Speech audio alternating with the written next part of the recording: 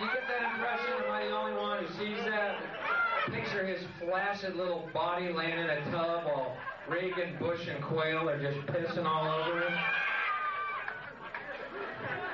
I'm so proud of that new routine. You ain't seen that one yet, have you? Came up with that yesterday, Friday. It started when I came up with the phrase scat muncher and worked backwards. Yeah, that's a revelation. It ain't a revelation. He's staring in the face, man. Such a moron. Jesus. Spreader of hate and dissension. Once again, an ego, fever, tainting our collective unconscious. Looking through the body's eyes and not the third spiritual eye, the pineal gland, which mushrooms open up wide and clear, and you suddenly realize that God's love is eternal and unconditional, and never, ever, ever have we ever been without it. And it's only our misperception and our own ego that has made us feel lonely, afraid, scared of death. There's no such thing. Sorry. We are immortal, holy children of God. Case closed. The end. If anyone here's got mushrooms, I got cash. Hicks had undergone another evolution, from the angry, dark poet to a laid-back comedic guru. Folks, the reason we are undergoing such difficult times, it appears, is because we are undergoing evolution. Evolution did not stop with us growing opposable thumbs. We are constantly evolving, and we will continue to evolve until we realize the truth, at which point evolution will have ended. He became more productive than ever, working on 2 albums, a book, and several screenplays. He continued to tour regularly, getting chemotherapy in the different cities he played in. His tumor was shrinking at an almost miraculous rate. Only his family and a few close friends knew he had cancer. So here's another one that was real big in England. I don't know how it was here because I wasn't here. I was in England. Women preached. What do y'all feel about that? Women preached. Some of y'all think so? I say, why not? Women preached. Why not? Fine. Now we'll have priests of both sexes I don't listen to. Who cares? How about that for a response? Who gives a... Have one with 3 balls and 8 teeth. I don't give a shit. Have a hermaphrodite one. Have one with gills and a trunk. That might be interesting. Bill had been convinced that he would beat the cancer, but after months of improvement, the tumor was growing. In September 1993, he was invited to do the new version of Letterman that had just switched to CBS. It would be Hicks's 12th appearance on the show, nearly 10 years after his first battles with censorship. Bill realized this may be his last chance to be heard by America. He was finally ready.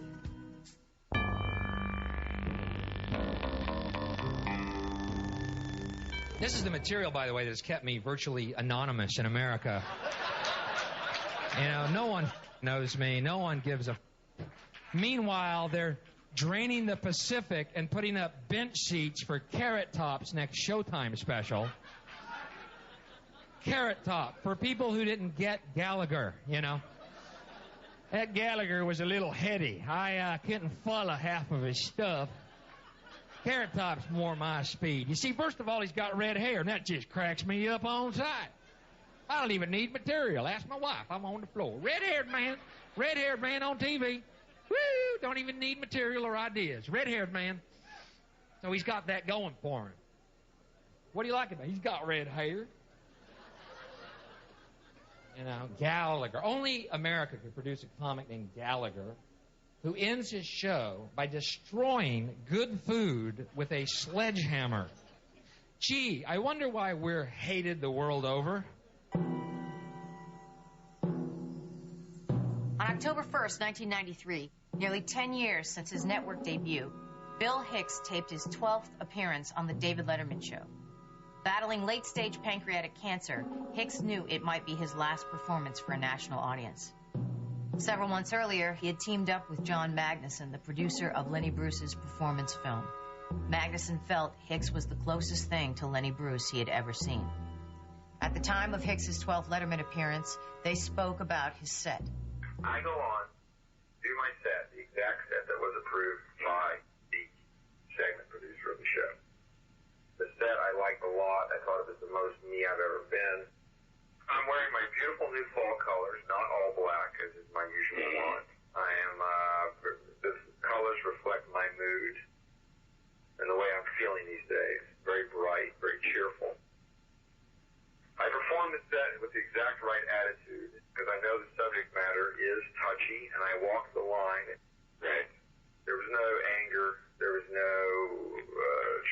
something across, I did them as simply as jokes.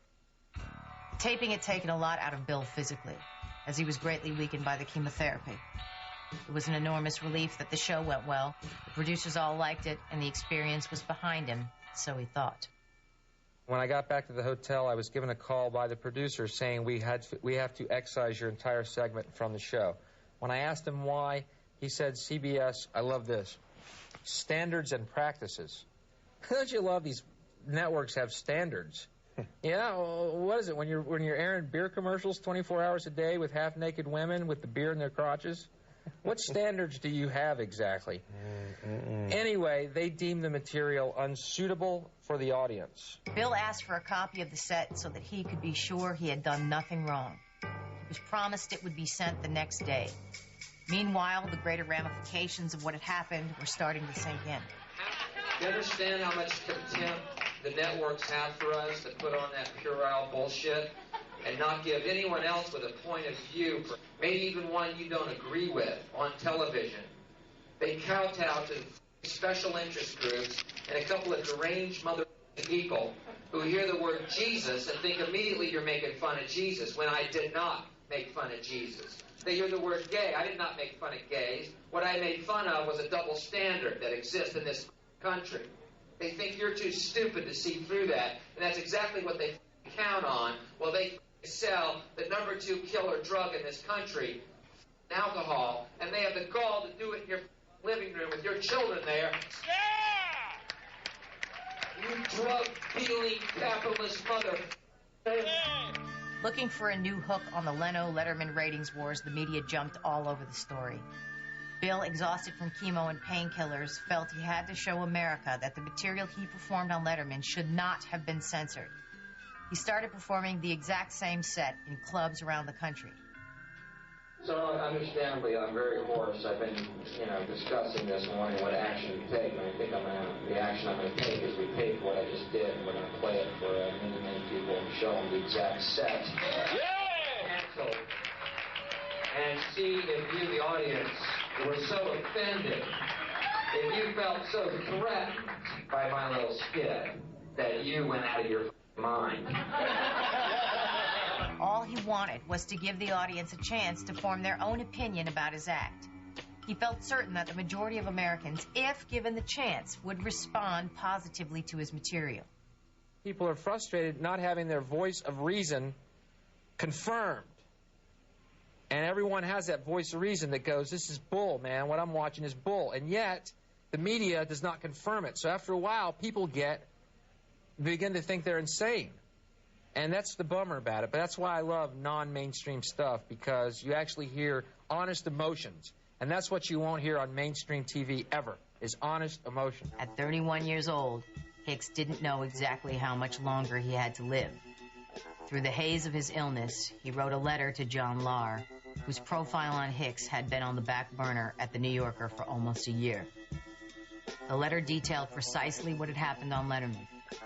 He had reached a cold conclusion about the fate of his career. They don't want me. They don't want you if you have an idea that doesn't correspond to their propaganda. Ironically, as a result of the censorship, Bill got the kind of recognition in America he had always wanted. The New Yorker profile hit the stands. The American Comedy Awards nominated him for Best Male Stand-Up Act. The Nation, the prestigious left-wing political journal, asked him to be a regular contributor, and publishers were fighting for the rights to his autobiography. No one had any idea Bill was dying. All they saw was a young comic genius on the rise. And here's the punchline to the whole story. You ready? Bill, we really love you, and we want you back on in a couple of weeks. Really? I don't know if I can learn to juggle that quickly.